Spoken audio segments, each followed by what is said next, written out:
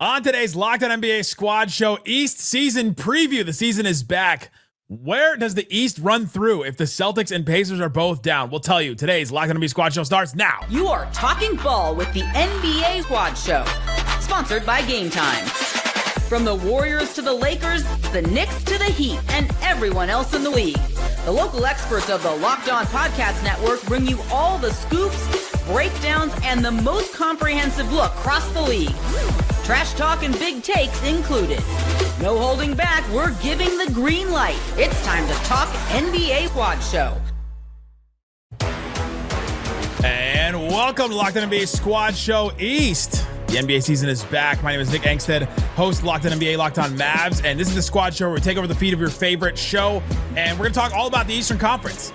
Anything that we think of, that we talk about, we'll probably talk about Giannis. We'll probably talk about Desmond Bane and the Magic. We'll probably talk about what the Heat are doing. We'll talk about the Knicks and the Cavs and the Pacers and the Celtics. And I don't know, if they're in the East, we'll probably talk about them at some point. Joining me today from Locked On Knicks, Gavin Schall. Locked On Pacers, Tony East. Locked On Magic, Philip Rossman-Reich. Locked On Heat, David Ramil. Somebody else may join in. Somebody may leave. Somebody may go down with an Achilles injury or an ACL injury or something, but we will carry on. Gentlemen, let's start here. We may end up somewhere completely different, but with the Celtics and, sorry, Tony, the Pacers both down with some major injuries this season, where does the Eastern Conference go through? Like, who's the team that you're like, all right, it goes through this team?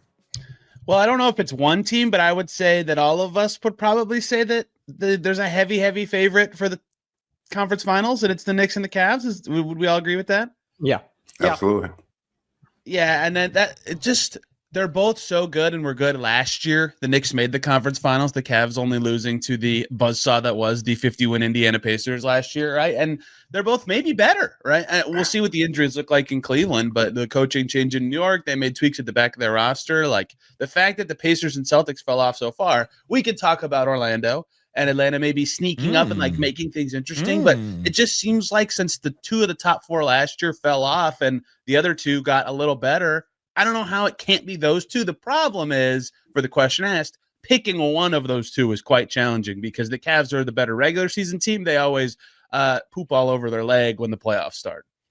Hey, look, Danny Cunningham didn't show up today, right? I think right. The Knicks win it 5-12. That's because this is past the second round. Yeah, I think I think the argument for the Knicks, which I think I'm contractually obliged to make, is that they were just far from optimized last year under Tom Thibodeau. I've said this stat a million times, Tony. I know you're tired of hearing it, but the Knicks starting five played 500 more possessions than any other five-man group in the league and was a net negative after January 1st. They had like a minus 1.5 net rating. We're minus 50, I think, over 13 playoff games. Like, just either like even bad though. Sorry, what? Is that even bad? Like, I mean, it's not good. It's for a group that's like your best lineup that you're pouring a ton of money in. That's like talent-wise, right? Jalen, Brunson, Josh Hart, OG Anunoby, Mikal Bridges, Karl-Anthony Towns. That should be a great lineup, and it wasn't a great lineup, both due to fit and due to Tom Thibodeau's inability to maximize it. I was of the opinion that Cleveland, at least in the regular season, was going to be the runaway one seed. And after seeing 3 games of the Knicks in preseason, maybe it's an overreaction, but just the way Mike Brown has shifted their rotation, has leaned into 5-out lineups, has sped up the offense, both in transition and in the half court. It's basically everything Tom Thibodeau didn't lean into to make things easier on everyone on this team. And you just get the feeling that they're actually going to be able to play up to their talent this year, which I think even in making the Eastern Conference Finals and even being within 2 games of the NBA Finals, they weren't last year. The counter argument to that is Cleveland kicked their butt 4 times last year in the regular season, 1 time without Donovan Mitchell and Jarrett Allen. So they might have bragging rights for now. The Knicks beat them in the 2023 playoffs. I think I just buy into the Knicks as a playoff team and that level of competitiveness and just cutthroat ability to win a game late with Jalen Brunson just to drop more. But there was such a gap between the two in the regular season. I don't think it's crazy for anyone who thinks Cleveland is the favorite coming into the year. Is that all sustainable? Like we're talking about Mike Brown like he's some kind of coaching savant that's going to be able to get the most of this team, and it's Mike Brown. And at the same time, I just don't see. He did get the Kings to the playoffs. He got the Kings to the playoffs, David. I mean, they had you got to remember that season they had statistically the best offense in NBA history, and he was doing that with not great talent in Sacramento. Wow, has Mike Brown ever, as a head coach, like even the LeBron teams, given their lack of depth, like worked with this type of talent. I'm not saying he's the best coach in the NBA. I just think tactically he is a pretty drastic upgrade over Tom Thibodeau. I think if we Does say it feel sustainable? the Kings one more time, Matt George will show up in this. So just I get these changes in the preseason. Light the beam. no, yeah, I mean, I think it's a fair question to say, like, can they play the way they've played so far while also leaning into Brunson ball? Because that's where they've excelled in the postseason, and they're going to have to marry those two things. To me, it's just like, it feels like there is access to easy offense and easy points that just wasn't there. And in the playoffs in years past, it just all had to be on Brunson creating against 3-4 guys. And now they're tapping into the fact that, like, Mikal Bridges, OG Anunoby, Karl-Anthony Towns are not like elite shot creators, but they're all very capable with the basketball and talented offensive players. And Mikal in particular just looks like a completely different guy than he looked like last season. Like, the speed he's playing at, the comfort with his shot. He was weirdly messing with his form to start last year. Like, he just looks far more engaged. And that by itself makes just a dramatic difference for the Knicks. I think the biggest difference in the East and just why it feels so wide open is just that these teams are so unproven. Like, Boston and Indiana had, back-to-back conference finals. Boston had the long run before they finally won the title. It feels like the teams that we know the most about are taking a gap year. They're taking the year off. And, who knows, maybe Jason Tatum's back and Boston's a lot scarier in March and April than they are today sitting here in October. But with New York, they had this golden ticket to the finals last year. No offense, Tony, but Indiana was the 4th seed. The Knicks had the home court advantage. Like, it felt like they had the path, and they hit this roadblock against Indiana that everyone in the East seems to hit. Cleveland, obviously, out of the gates like crazy last year. One of the best offenses, one of the best defenses. They felt like they finally solved the problems that kept them from getting through, and they hit the roadblock. And so it just feels like, yes, Cleveland and New York should be and are the two favorites, but it feels like they have these playoff scars, these hurdles to get over that we just don't know. And the other problem in the East is every other team we just don't know. Orlando hasn't been out of the first round since 2010. Indiana, Boston are down. Detroit is super young. Atlanta, yes, Trae Young's been to the conference finals, but that's a completely different team. And they've got contract stuff hanging over their head with Trae Young's extension. Giannis is probably the best player in the Eastern Conference. I think we would all agree on that. But Milwaukee seems like they're a team in a bit of turmoil because of the way their books are situated and the roster that they have. It just feels like everything is wide open, not because there's not necessarily bad teams in the East. I think the East, the top of the East, not as good as the West, but is a lot better than people give it credit for. We just don't know what all of these teams are going to do and what they're going to look like in the spotlight. And it's just a thing of, you don't know till you know. You don't know. No, pick one. Pick one, Philip. Where does the East go through? I think it still goes through Cleveland. Cleveland, the reason, again, Indiana beat them. But I think the big thing for Cleveland has always been, how do we get our smallish guards to the playoffs healthy? And it just seems like something always pops up between their two guards that just slow them down just enough to make them mortal. And if they're healthy in the playoffs, they're going to be as tough as any team to beat in the entire playoffs, not just the East. I think we have forgotten one key point that I would like to add into the reason that I will pick the Knicks. The last time the Knicks and Cavs played each other in the playoffs, granted it was the Julius Randle Knicks, the Cavs got pantsed, embarrassed, laughed out of town. Like, they looked horrible. They looked truly horrible. The lights were too bright. I get that it's a different coach and a different team, but that exactly. Like, Jared Allen still has to live with the meme reaction to that series. So I get that they're very different teams than them, but I know how tested the Knicks have been in the playoffs, and they've come out of some tough series. The Cavs have yet to come out of a tough series against a good opponent. Their one win being, no offense, Philip, the Magic that could not score points.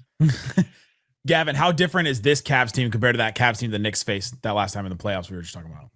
I think they're far more optimized offensively. Like, that was year one for Cleveland, and JB Bickerstaff has obviously done a great job in Detroit. Was not it feels very similar, honestly, as the Knicks going from Tom Thibodeau to Mike Brown, right? Just like Kenny Atkinson coming from that Golden State coaching tree, and Atkinson just brought this like beautiful ball movement heavy, spacing heavy offense, but it was optimized by the fact that all those guys had taken another step forward. I think we saw the best version of Donovan Mitchell last year. Evan Mobley was a baby in that Knicks series, and now he's like bullying guys under the rim, dunking in their face. My big question about Cleveland, and I think Tony was kind of hinting at this, and David is someone who faced Cleveland in the playoffs last year. I'm really curious. Your take on this is, like, for my money, and I think Danny has said this much, like, I don't know if they're optimized with Evan Mobley at the 4 and Jared Allen at the 5. Like, I would want to see what they look like with Mobley at the 5, with his newfound ability to shoot threes that presumably is only going to get better this year, because Allen, for as good as he is, a legitimate all-star, just a hyper-skilled center, like, there is a just distinct lack of physicality that is pervasive throughout that team. And I think I don't think it's Evan Mobley's fault. I think he's figured that out. To me, that starts with Jared Allen. And that was the reason Mitchell Robinson was arguably the best player in that series. The Knicks still have that trump card. And I'm curious if Cleveland, if they look a little bit shaky to start the year, if they try to pivot off Jared Allen, maybe add yet another wing to that group, because every other part of that team is pretty terrifying. Today's episode of Locked On NBA Squad Show Preview is brought to you by Wayfair. The holidays are going to be here before you know it, which is exciting, but you got to get your home ready for guests and celebrations, and that can feel like a lot. I just went to Wayfair recently and got some chairs, got some nightstands, and got them delivered directly to my house. The shipping was free. It was awesome. I loved the whole process of it. I love being able to check the different colors and prices and all that kind of stuff that you can check out on Wayfair. It makes it easy to personalize your home for the holidays with a huge selection of every style and budget. They have more things than I could find in furniture stores around here. Free and easy delivery like I experienced, even with the big stuff. I got like a big cabinet delivered one time. You can get everything delivered you need without the hassle of huge delivery fees. So go check it out. Check out Wayfair. Get organized, refreshed, and ready for the holidays for way less. Head to wayfair.com right now and shop all things home. That's Wayfair, WAYFAIR.com. That's Wayfair, every style, every home. Speaking of the Knicks and a rumor, we may not know what the Knicks would look like by the end of the season. Does anyone believe that Giannis won't finish the season on Milwaukee? Anybody? I think he's on the Bucks at the end of the season. Yes, I think he waits. I think he waits for the offseason. I think his personality is, unless like Milwaukee says we have to do it. When's the last time someone this good even got traded off a good team midseason? That granted, I'm in the room. I am in the room. Man, let me finish. That wasn't either a stud for stud trade or just the most insane Nico Harrison. What are you doing? I was gonna say, there you go. Trade. Like it doesn't. It's not like unheard of, but it's just so hard with how many contracts have to be involved that it actually happens. And so sometimes that and just the fact two that contracts, Tony. The Bucks will probably be like in 5th place and be like, oh, if the bracket breaks the right way, we get. It's like, okay. but does Marge Simpson run the Bucks now? to that point, Tony, like, let's say Milwaukee's the 5 seed. Are they terrified by playing Atlanta in the first round? Or are they terrified by playing Detroit in the first round? I mean, the old saying is, if you have the best player in the series, you have a chance to win. Like Milwaukee's still got Giannis. They still got Miles Turner. I think they got a lot of questions with their guards, and I think that's ultimately why we don't have them in that championship tier. And we're talking about the Bucks as a team that is in this transition period with their star, who's saying very loudly, "I still want to compete for championships." But if I'm Milwaukee, yeah, I might be worried about a second round series against a Cleveland or New York, or maybe I'll go ahead and say Orlando just because I'm the Orlando guy. But if I'm Milwaukee, I'm not terrified of anyone I could face as long as I'm not in the play-in tournament. But this all assumes that I'm not saying they're going to win, but I'm not terrified by it. This also assumes that Milwaukee's a playoff team. What if they're not? Like, how bad do the Bucks have to be before he starts making a public stink and demanding to be traded? Like, what if they're competing for a play-in seed or maybe even worse than that? I mean, anything's possible. He could miss extended time. I mean, Miles Turner might not work out. So, I mean, there's a lot of different possibilities there. And if they're that bad, does he just make a public stink? Because, I mean, we're talking about his personality, but I've always thought that was a little bit exaggerated. Like, the reality of Giannis is different than the public persona of him, loving smoothies and being this cheerful guy and everything else like that. He's a lot more cutthroat, I think, than we give him credit for. And I think he's enough is enough. If he gets to that point and he's looking around and he's going, what the hell am I doing here? I want to be able to go and maximize my opportunities to compete for a championship. why wouldn't he force his way out in the middle of the season? Especially, yeah, I agree with that. The cheery thing got overblown because they always were so good. Like he had awesome teammates. It's like, yeah, okay, I'm so psyched that he said he's committed to the Bucks. Don't get me wrong, like small market, keep your star, but it's easier to say that when you think you might be good. Well, and he came out of nowhere in a way. Like we all saw him coming in a way, but like he was also like the happy to be here guy for a long time too, right? And now he's like established, won MVPs, won a title, been here, done that. How many games of Kevin Porter Jr. and Kyle Kuzma starting in the starting lineup next to him? Kuzma's not starting. Zero chance Kuzma starts. Yeah, I think they're gonna lean into like him and 4 shooters, which I think agree. Is the way they should play. And I think to David's point, it's a lot of weight on Miles Turner, but I do think that's maybe a better team even without Dame than they've had in recent years. And I think Turner defensively over Brook Lopez, who would just get torched over and over again and drop coverage, is a meaningful upgrade. I think on the same token, like Giannis knows what this team is, right? Like he's like one of the smartest players in the NBA. I don't think he has any illusions that this group can win a championship. I think he knows that the ceiling, like barring like a whole bunch of injuries to like either Cleveland or New York or even Orlando, is probably the second round of the playoffs. And that's why I think the timing of this story, like obviously this comes out of Giannis's camp. Like you saw all the sources Shams was citing where we're like, oh, his American agent, his Greek agent, like this is a Giannis driven story. And Giannis saying, well, I might change my mind in 6 or 7 months. Like, dude, what is going to be different? Like, you know what this team is. He knows what the situation is. I think it's more so that Milwaukee is unwilling to move him right now. Like Ian Begley reported, like, and who knows if this is true or not, obviously he's the Knicks guy, but that the Knicks did make a legitimate offer and did make a legitimate push for Giannis. And I don't think the Knicks made their best offer, and I don't think any team is going to. A legitimate Knicks offer is still not close to enough for Giannis. So. What is the legitimate offer? Point is, I mean, what is the offer? There is no good enough offer for Giannis. He's one of the but there wasn't a good enough one for Luka either. So like, that's fair. It would have. What makes it tricky is it would have to involve a third team, right? Like there's no, unless the Knicks throw Jalen Brunson in there, which I don't think any of us think is going to happen. There's not a cat in something else. No, it would be Cat and OG for Giannis and Kuzma would be the quote. But I don't know what that does for Milwaukee because you're presumably just trying to turn OG and Cat into picks then. So you might as well involve a third team and get that done directly. Would Kuzma in New York like wake him back up and like he become a viable NBA player again, or just send him all the way back down? I think that ship has sailed. My final point here is like I think this comes down to like Milwaukee does not want to trade him before they have to because they don't have their own pick and they have no incentive to tank. So unless it's the Hawks and they're getting that pick back, why are they going to do this before they have to? And I think this summer is when it gets to the point where Giannis is publicly saying, I want out. It feels like a situation where he where declined an extension, etc.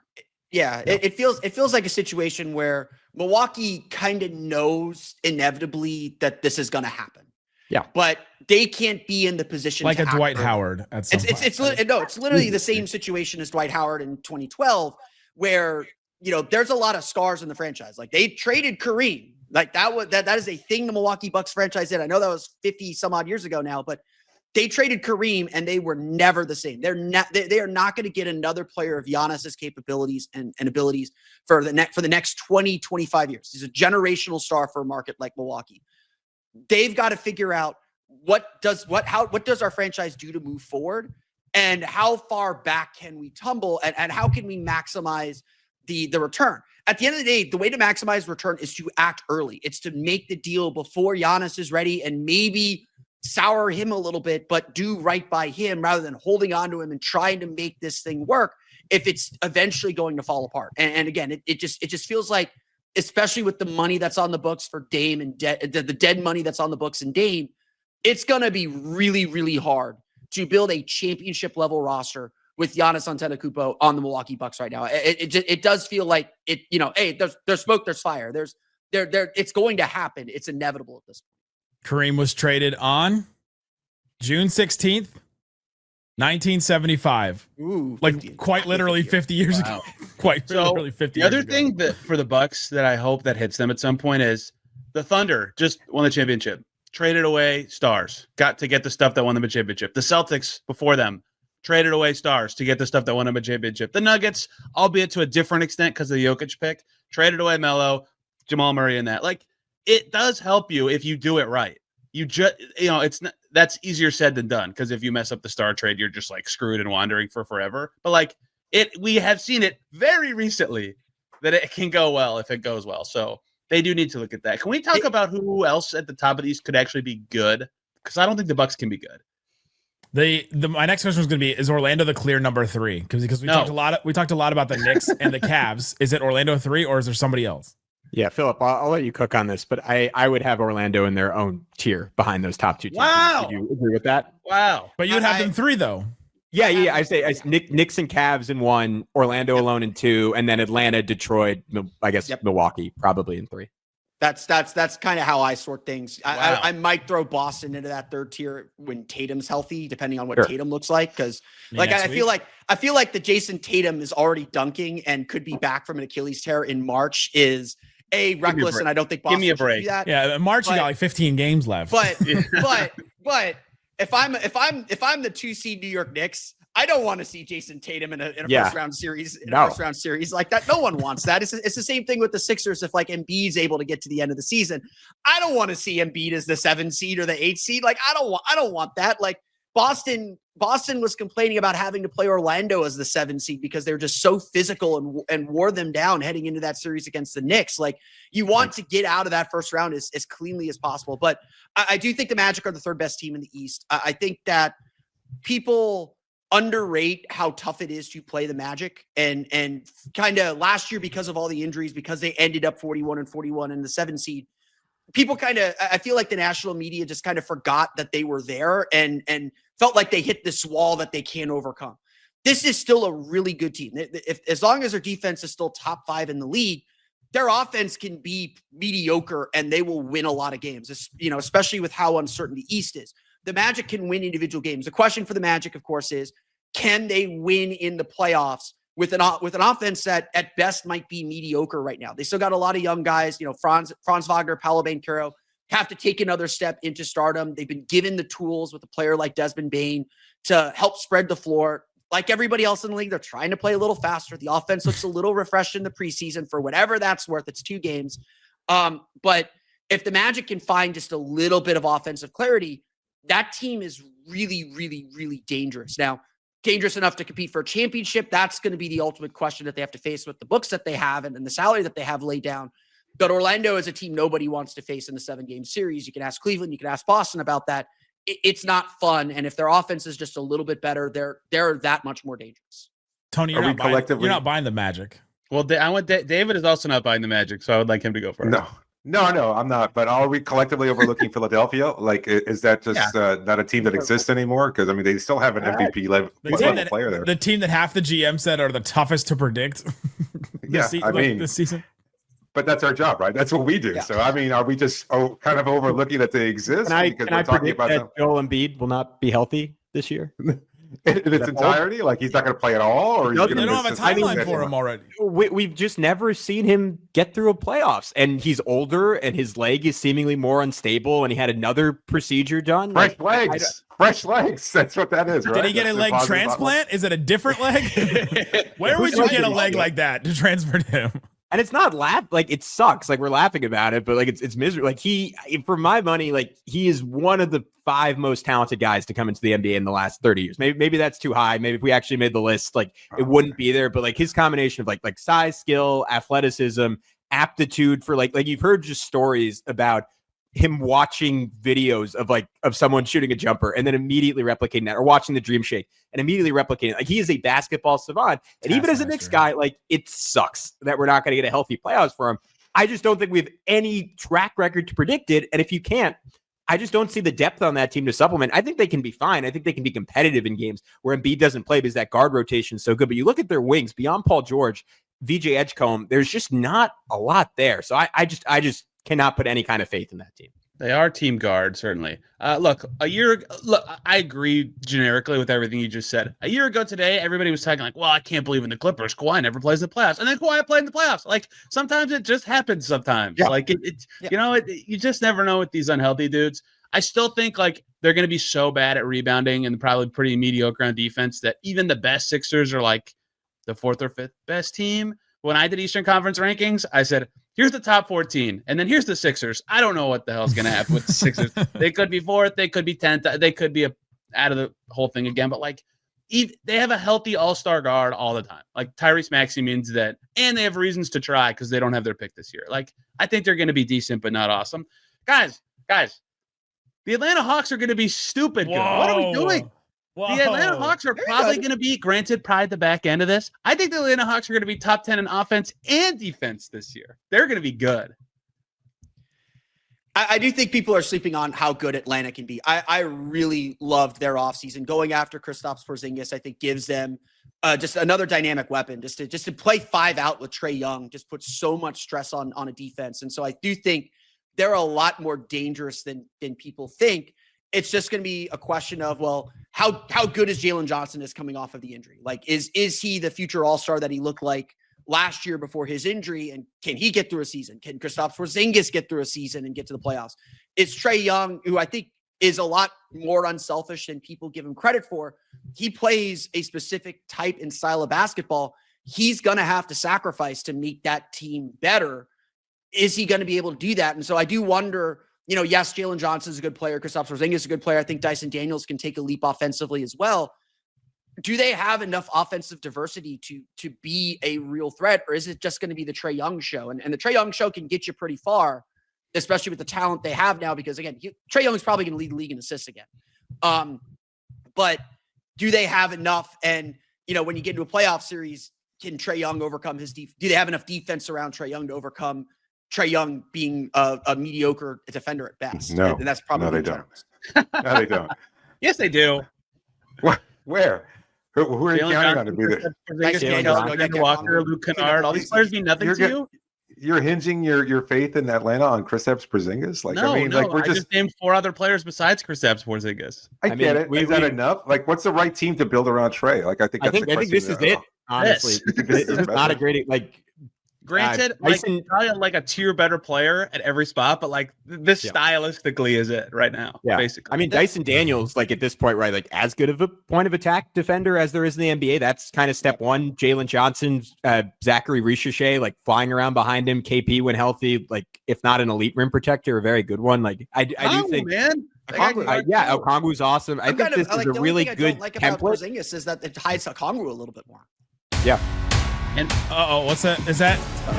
It's the music of Matt Moore. Oh, brother. He needed to come in. He was here early for the West one, and he demanded that he come in and weigh in. I'm an hour off because Nick Angstadt uses Central Time, the only human with the West group. I used Central. I should have used Pacific. On the only time. I just want to drop this and go ahead and leave.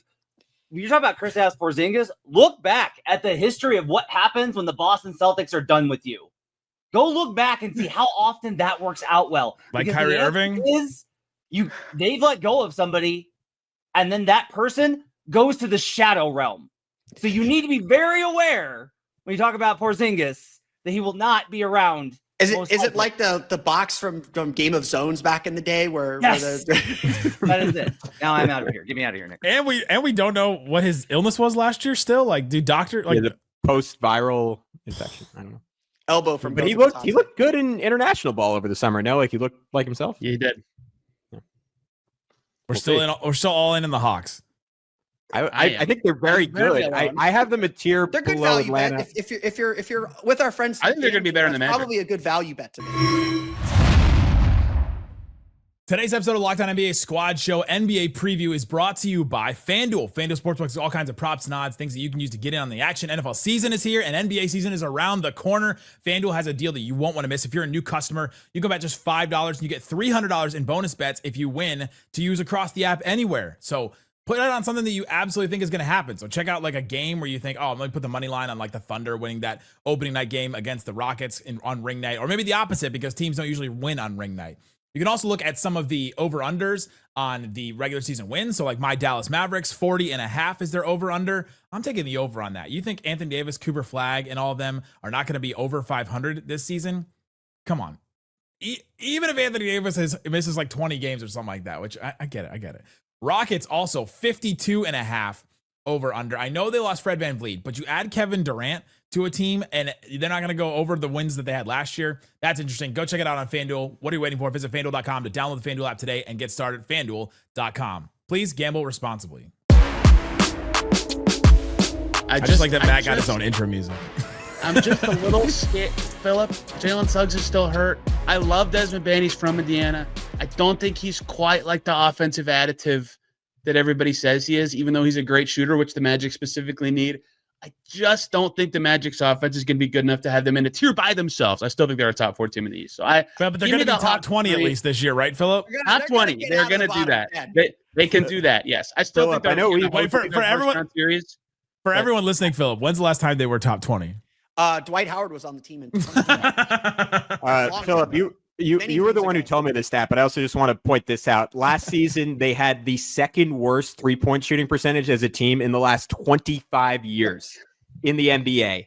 So they can only go up from there. And I know I asked you this like when we did a little crossover, but to me, like this is the swing factor. Like what's the latest on Franz Wagner's jump shot? Because to me, like if he is the 3-point shooter he was early in his career and you have Desmond Bane, like I actually don't, I know historically they should be a below average offense. I don't really see why beyond like PTSD, they should not be a top 15 offense next year. Yeah, I mean, the hitch is gone. That's the good news. He didn't shoot the ball particularly well at Eurobasket, but it was just very streaky. He like I think in the group play, he was 6 for 13, 6 for 14 from 3, which was like super encouraging. And then in the knockout rounds, he was like 3 for 15, 3 for 16, something like that. So I think that the Magic don't need Franz to take a ton of threes anymore. Like last year, him and Paolo led the team in 3-point attempts per game. Like they had to take all the threes for the team. It was just the only way they could function. I think the benefit of having Desmond Bane is they get another playmaker. I think the part of Desmond Bane that everyone's been underrating, and even I underrated, but now watching him through 2 preseason games, I've been really impressed with. He's going to attack downhill and make passes and plays. And so I do think Paolo and Franz will get more kind of higher quality spot up attempts, where last year they're taking a lot of like pull ups, and Franz loves his little step back three. I don't think that's going away, but they don't need Paolo and Franz to take 6, 7 threes. I think they averaged 5 or 6 last year. They don't need them to take 5 or 6 threes. They can settle in at 3, 4, 5 threes per game and probably be enough for this Magic team to be successful. And so I think that is the bigger shift. I think Franz will probably settle in the low 30s, which, considering he was under 30% the last few years, would be a huge step up for him. Not where he was his first 2 years, obviously. But I think he's going to be real streaky. I think he'll have like a 2-week stretch where he'll shoot like 40% from 3, 41, 42% from 3, and everyone will be like, oh, he's back. And then you'll have another 2-3 week stretch where he's shooting 25% from 3, and it's just like, oh, same problems as always. It's going to be a little bit of a roulette wheel when you get to the playoffs, which I think is the scarier part for this Magic team. Can we all rapid fire to end this? I love Detroit. I like Toronto. I'm very down on the Boston Celtics. We should give Detroit more love than we're giving them. Rapid fire, Philip. 3 things. 3 things. We're going until this is not fun anymore. That was my. Oh, I didn't realize that. No, I'm looking at the clock, Nick. I'm sorry. No, we're good. No, you're a good employee, Tony East, but we're going. No. My quick thing is we are not talking enough about Detroit. I don't think they're to do what? Like, I'm sorry. To do what? To be a threat to get to. I mean, I think there's a chance that they're the 4th team that gets the second round. I think they could be the 4 seed. I think they built a lot of really good things. Jalen Duren took a huge leap last year. I don't think enough people are talking about how good he is and talking about him among the best, certainly the best young centers in the league, but one of the best centers in the league. They get Jay Ivey back. Yeah. I'm a little bit questioning the swapping out of some of their shooters. I think their defense will take a little bit of a hit.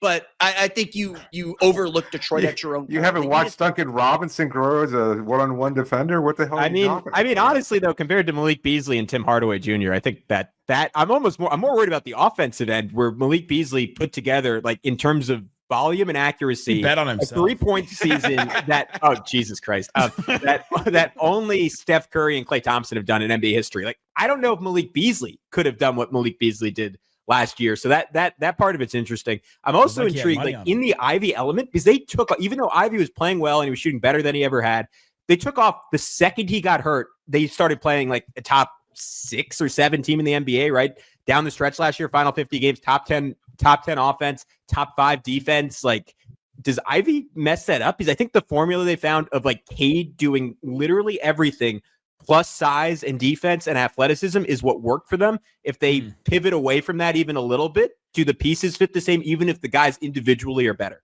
Yeah, but wasn't that because they didn't have any downhill like attacking it at all? Like, well, they added Schroeder, but other than that, it was just Cade in the starting lineup. Yeah. Detroit is the team we should all be watching for. We talked about the Giannis stuff a while back. We didn't really get into like which teams actually would pursue him and which teams can actually get him. Detroit is the team that's best set up to make the next big trade. I know the Ringer had their big story about them going after Lauri Markkanen and saying Lauri Markkanen would be perfect for this team, another kind of shooter. They got that big Tobias Harris contract that they can move around. And obviously, like, that's not big enough to go after Giannis, but Detroit should be a team that we're talking about in the conversations for that next big trade. And when they make that next big trade, just like the Magic did with Bane, that's when we start taking Detroit more seriously as a title contender in the East. And it would not shock me if come February, Detroit's sitting there pretty at like the 4 or 5 seed, and they make a big move to really propel them and try and compete with with Atlanta to climb a little bit higher and take advantage of this Eastern Conference. Is Tobias Harris's lasting legacy being imminently tradable? Like, I mean, so that's the second time Miles Detroit Turner, to Milwaukee. CJ McCollum. Yeah. Twice. Detroit to Milwaukee 2 times. That's crazy. My favorite thing this entire podcast has been people say something and David's just shaking his head no the whole time. Like, what are you talking about? David has embraced the video medium of the podcast. What is happening upon Mount Riley with the Miami Heat? They're waiting for a Spo to woo Anthony Edwards when he coaches the Olympics. Hey, there it is. That's right. Get in there. 3 years now, baby. Yeah, I would just sorry, David. I want to talk. I'm underwhelmed. Then let you roll. I'm underwhelmed by the East. Sorry, I'm totally underwhelmed. They are. Well, it is an underwhelming. I mean, is there going to be even 3 50-win teams? Probably not, right? Like, I think it's going to be 2 50-win teams. There's only 4 last year, and by like 1 win. Yeah, exactly. Philip, I don't think the Magic are going to win 50. I think they're going to win like 48, and the Hawks are going to win 49. I think they're a 48 to 55 win team. I think the Magic are not 9 wins better with hopefully health and Desmond Bane. I think Orlando's like 9 wins, 54. 9. Yeah, that's a ton of wins. With the Magic. Okay, the 2 of the teams above them are definitely going to be below them now. Like they're really like last year they were really a 46, 47 win team. Like the injuries cost them 6 wins. Oh, of course, silly me. Yeah, I see 41 when I look at their record, but my bad. One thing I'll note, because Philip mentioned Detroit, Atlanta, thanks Joe Dumars, has that New Orleans pick to trade, which is like up there for the most valuable asset that a contending team has to move off of. Like, if they're looking really good and want to go all in, like, I mean, they've been a team that's talked about making a Giannis type move, but even if it's one step below that and they just get like one final 2-way rotation piece, that could push them ahead of Orlando and into that Knicks Cleveland tier. It would have to be a really big move, I think, to hit that top tier, but they have the optionality to go and do that. Man. I'm gonna buy a Hawks t-shirt after this. You guys are is Kate like this is I think the ultimate question with Detroit. Is it and Koo will love me for saying this. Is Cade like a dark horse to be like top 5 in MVP voting this year? Yes. Is he going to make that kind of a leap? No. I'm old enough to remember when Joakim Noah was 3rd in MVP. He should have been top 5 last year. What kind of help did he have? Wow. Dude, he carried them. He was we the just whole talked team. about this. No, you don't take that leap. Can you just tell me the team that would, like, outside of Jokic, obviously, like, what team would have had a bigger drop off without their top player than Detroit last year? They would have been one of the worst teams in the NBA without Cade Cunningham. Cade was tied for 7th in MVP voting, so it's not like he wasn't that far off. He wasn't that far off of it. Yeah, I would have had him top 5. I don't know. He's really good. It was SGA, Jokic, Giannis, Tatum, Mitchell. Who do you put him above? Mitchell. Well, Tatum's out. No, for last year. He said he would have had him top Donovan 5. Mitchell. I would have had him at a Donovan Mitchell last year. And he's jumping LeBron James, which that's fine. Bro, I'm going to be Donovan Mitchell's new PR person, apparently. What is going on? He's awesome. Hey, from our group chat, is he better than Devin Booker? Donovan Mitchell, yeah. Clearly. I say that as a Devin There was Booker one one host that had a real problem with that. I won't say who it is, but it's a dry heat down there, though. So the Pistons case to me is honestly like comically simple. Their whole team is young. Like, every player could be better next year. And if everything else, like, even if everything else is exactly the same and they have like very similar style and everything, like, that alone is 3-4 wins. Like that's 100%. that might be a 50-win recipe. I don't think it is, but it might be. David, you keep shaking your head. Do you like anybody at all? Do you think they can do something? Are you having any fun, David? Are you excited about the season? Oh no, the season, yes, but I'm not glowing about the East chances or any team in the East. Like I think they all have such glaring weaknesses and one has to unanswered win, questions. though. David now his team has been to the finals. They've won championships. Now he's on the other side of it, and the players have been traded. And he's the old guy from the NBA on his rocking chair on the front porch going, back in my day, the Eastern Conference was a real conference. It is an even number of years, so the Heat are due. Due for what? Yeah, whatever I'm asking the that. Heat do. No, I don't know. What's the best case scenario for the Heat this year, David? Bam pops to another level. Hero plays well. Powell plays well, and Khalil Ware winds up actually caring about basketball despite just growing into being an NBA player. I mean, he looks good. He looked good for one game. He has to be like Spo has never done this with the exception of 2 other players in the past, where he says to the media, "This guy kind of sucks," and he's not really trying that hard. It's Hassan Whiteside and Michael Beasley, and that's it. Like he just doesn't do that. No, it's not. It's you're talented. Really crazy. He gathered people up at Summer League to do that. Yeah. Well, he was just kind of talking, and then he was like, you know what? Let me offer my thoughts unprecedented or unasked for. Like, you know what? I've been noticing this guy. I'm not even coaching this team. Yes, except when you're watching from the sidelines. He's not even coaching the team. And he's like, you know what? Khalil's just got to try harder. I'm watching him, and I don't see the effort. And there he is actually coaching him now in training camp. And he's like, we don't like what we see from him. It's like, wow, damn, really? So, I don't think he's much of a believer, but it just takes him lighting a fire under Ware's ass in order for him to kind of have these monster games. We know he's capable. We know he has the potential, and he's got the size and skill of it. Like, he made Wembanyama look really mediocre. He looked better than Wembanyama. And so – there's absolutely potential there, and yet I don't know that he's going to always be motivated unless he gets called out by his coach publicly. So, Tony, you covered the WNBA. If A'ja Wilson joined the Heat, how much better would that make them right now? She's quite good. Too easy. David, were you cracking up like I was when I was watching that Heat preseason game, and they were like, "Yeah, Bam Adebayo, he mentors A'ja Wilson, and he helped her so much with her game," and I was like, what would he even teach her? Like, should it be the other way around? Relationships are about give and take, guys. That'd be really helpful. This is the first time that they actually have addressed it with him on the record. Like he hasn't talked about it at any other point. Like it's just one of those poorly kept secrets. I was at the Fever's 4th home playoff game. They're playing the Aces. It's Sunday, the day before media day, and Bam is right behind me in a suite. I'm like, this is just the NBA money, man. He can get to Miami easily, no problem. He'll be ready for me today. Sure enough, there he was, 10 a.m. in Miami. Let's do some of the random teams at the end here. The Toronto Raptors have 5 players in the Locked On Top 100. 5. There's only 6 teams that had 5 in the top 100. Who believes in the Raptors? Tony is in to do what? To make the play-in? To make the playoffs?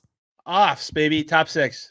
Finish top 6. Yes. Who are you kicking out? Kicked out. Miami. We already talked about them. The fighting Giannis Milwaukee Bucks. I think the Raptors are better than them. The Raptors are better than the Bucks. Yep. The Raptors were sneaky good on defense to end last season. They were the best defensive team for 2 months to end last season. They have a ton of size, and their floor. Knock on wood, because this never has happened. But Gavin knows, when he was on the Knicks, I loved this player.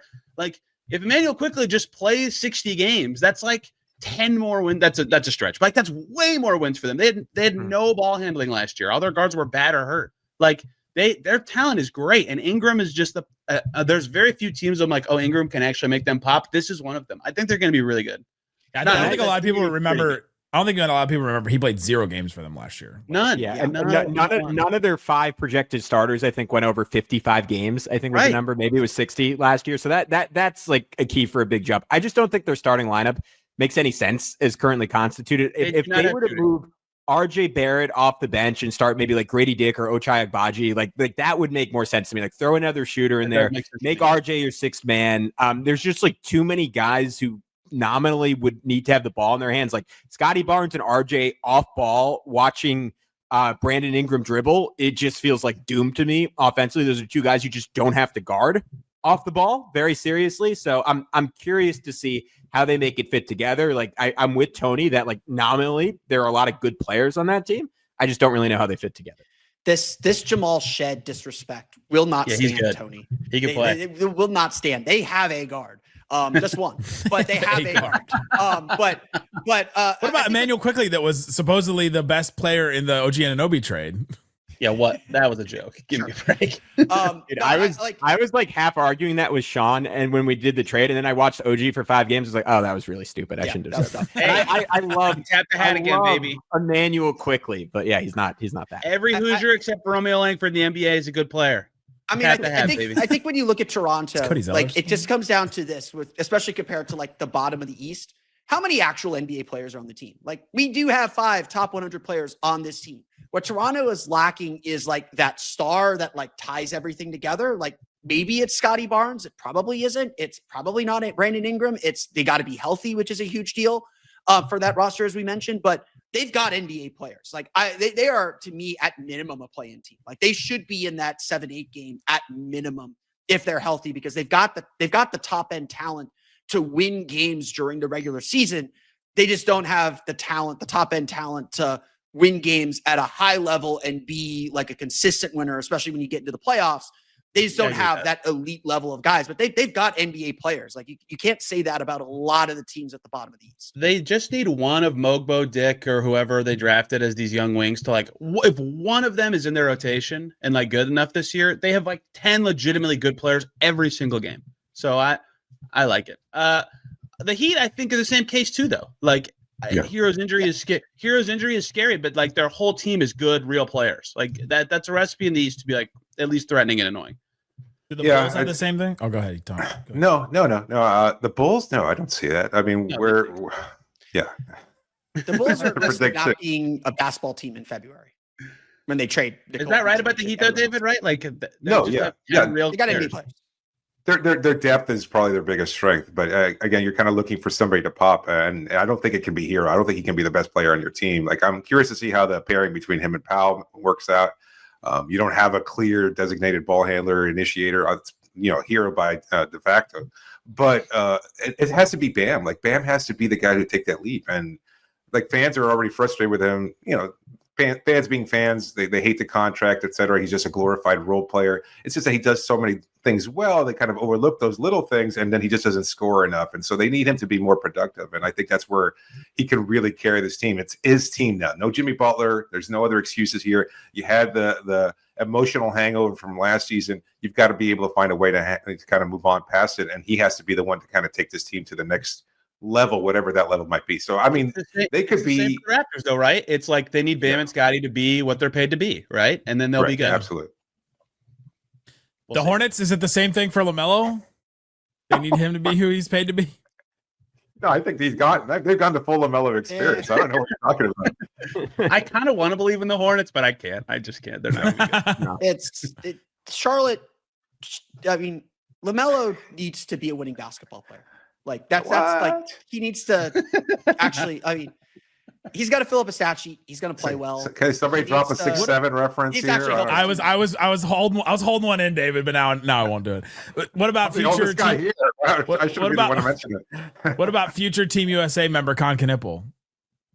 He's a rookie. You guys heard that Bill Simmons was like, I'm predicting that Con Knippel will make Team USA in 2028. I was like, in 28?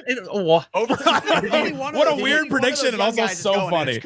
I thought like in the 2030s or something. 3 years from now. Okay. Con was pissed about it. He was like, why would he say that? I don't need that pressure. It was crazy. I love Gen Z the honorary NBA. Duke spot goes to Cooper.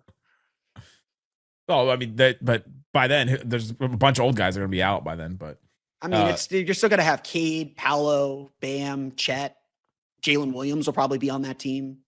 Tyrese will probably be on that team. Is anybody? I think Jalen's out. Anybody buying into the Wizards taking a little step forward? A step forward in that they have like serious veterans that are going to help young players play better, but they're still way too young to do anything of consequence. And like these other teams, I really like the talent of Washington. Like I love Bilal Coulibaly. Before his injury, I thought he took some really big steps. I thought Sarr got better. The 4 times that I saw the Wizards during the season with the Magic, I thought Sarr got better every time I saw them play. they were held back by just like the Jordan Poole-ness of that team. I think they're a team that needs that, like so many of these other teams we've talked about for the last 10 minutes. They need that like clarifying star to make everything make sense. And I don't think they have that. I wasn't a big fan of Trey Johnson coming out of the draft process. I like having CJ McCollum. I like having Chris Middleton. Those are serious vets. They're going to teach those kids, how to be pros in ways that Kyle Kuzma and Jordan Poole certainly were not. They need that clarifying star, but I like the direction Washington's going. That was your introduction to the NBA. Your vets were Jordan Poole and Kyle Kuzma. They had Marcus Smart, Malcolm Brogdon for part of the season. There were some other guys. Oh my God. Is there a team we haven't talked about? The Brooklyn Nets. Boo. One of us is going to be getting a 10-day from them at some point this season. Yeah. So.